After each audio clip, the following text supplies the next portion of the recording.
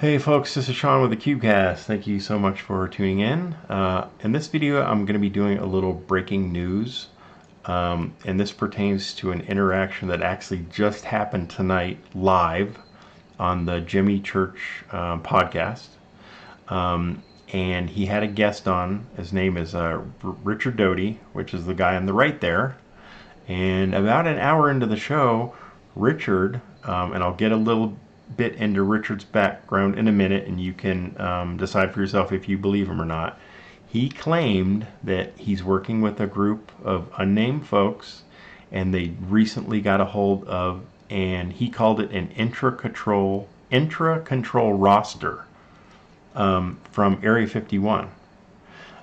He said it was dated it covered the dates of 1979 to 1990, and he claimed that this is a roster of everyone who worked at and had access to the base out there at Area 51, and he claimed that Bob Lazar, that his name was on that roster. So if that's true, that's breaking news in the UFO community. If you've been a member of this community, you know who Bob is. He's the guy in the middle there. They've made a movie about Bob. It's on Netflix if you want to watch it. I don't remember the exact title, but Jeremy Corbell made the movie. It's a great movie. Bob's a very believable guy. Bob claimed, this was either late 80s, early 90s, I don't remember the exact date, claimed that he was hired by the military to work out at the installation in Nevada, right outside of Las Vegas there at Area 51, to back engineer alien craft that the military had recovered from various locations around the world that had crashed or that had been shot down or whatever. And so Bob was working out there at the base. He didn't work out there very long, but something happened. His wife was having an affair with her flight instructor or something. He got taken off the project. He got nervous that he had got taken off the project, and he kind of made well, I don't know if it was a mistake, but he brought some of his buddies from Las Vegas out to the base because the military had an operational craft that they were doing test flights with, and they were doing it every Wednesday at the exact same, at a set time. And Bob took his buddies out there, and they witnessed this craft coming right up over the hills there. And he did it more than once. I think it was 2 or 3 times. Anyway, the last time he went out there, they got caught. They got scooped up by the military police. Bob was let go, but he was threatened by the people that had hired him, as well as some security out there. And Bob got nervous that they were going to kill him, which they very well could have.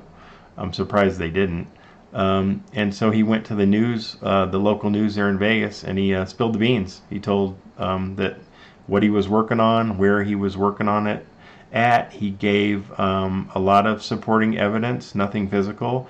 But he was a physicist working at a lab in New Mexico.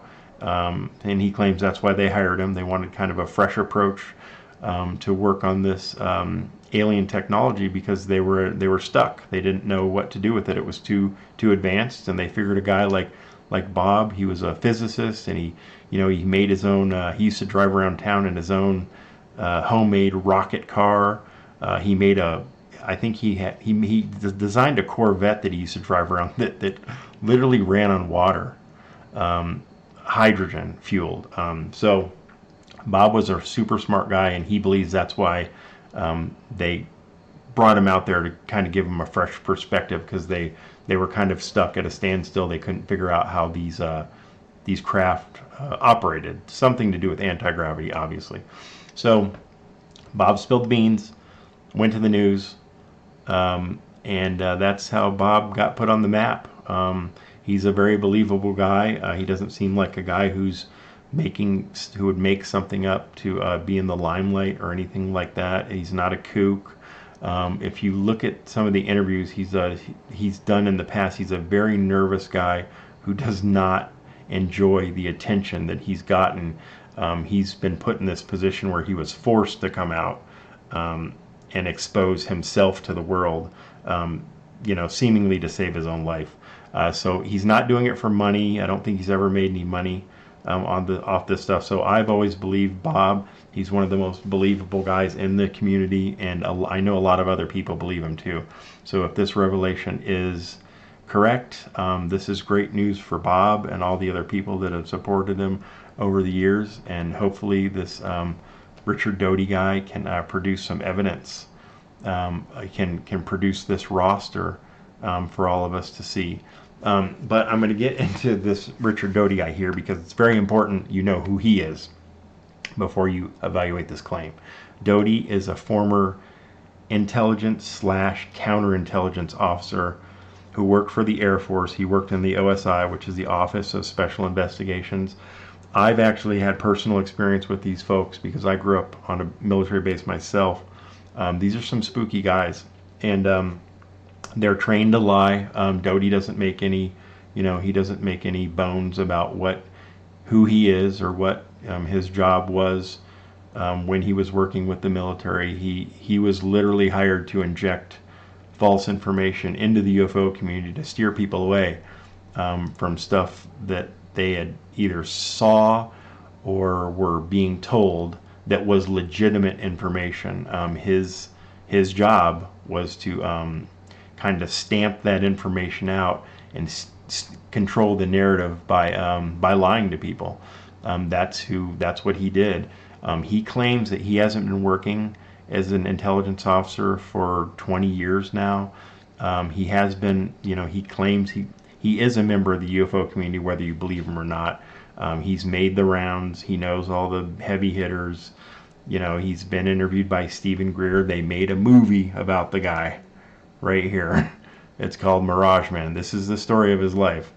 He's a crazy character. He's a smart guy, and he was blamed for the death of a whistleblower who was filming some lights outside of a base. I believe it was New Mexico, and Doty claims that he was hired to go in. This guy's name was Paul Benowitz.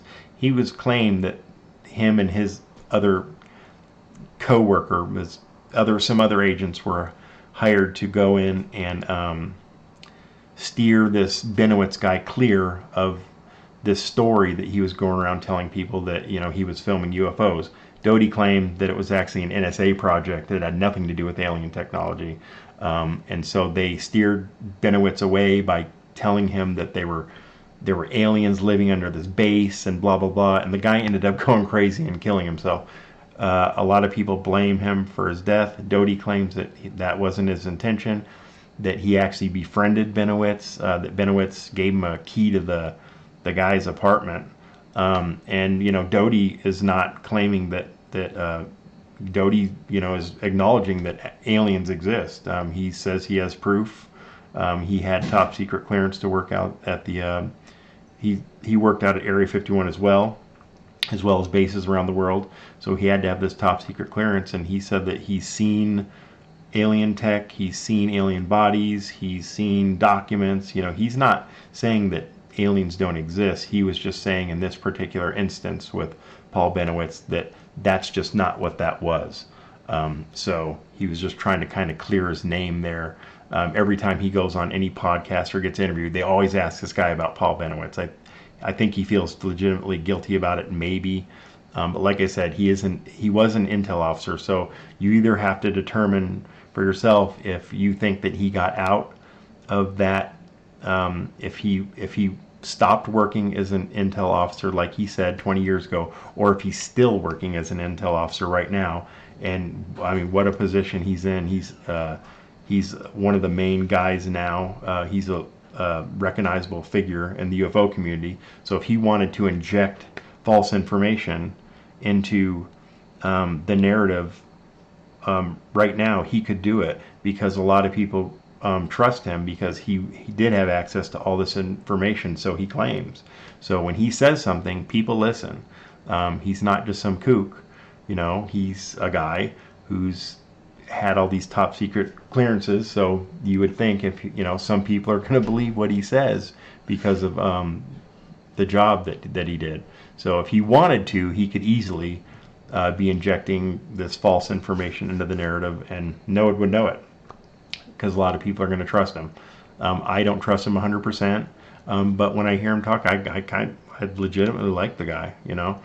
He's a military guy. That's just how they talk. So I don't know if I believe him, but hopefully, if he can produce this document, that would be great. And he did say something about the document that does ring true.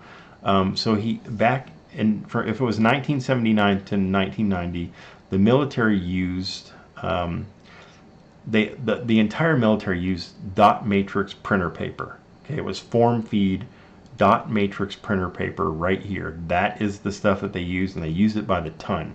And you had to like form feed the paper into these like sprockets in the printer. It was real ancient technology compared to what we have now. It would spit out these characters, printing all your characters and numbers and letters and dots. It wasn't very high quality, but the military used this stuff by the ton. And the reason I know that is because I had boxes of this stuff in my home.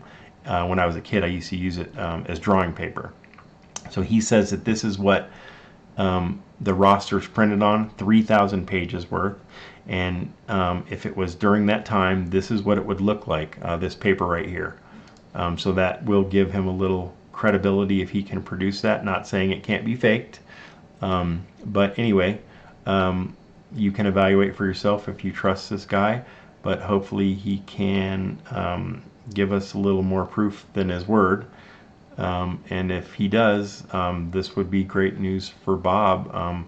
Bob needs some vindication here. There's been not a lot of people, but there's people that just don't believe him, even though he's provided evidence that he was a physicist. The military, they wiped his employment records, they wiped his education records, and that's unfortunate, because you don't do that to somebody who's telling who's telling a lie. You do that to somebody who's telling the truth. So hopefully Doty here can help Bob out and get this out to the public so that we can get some disclosure. Thanks for watching.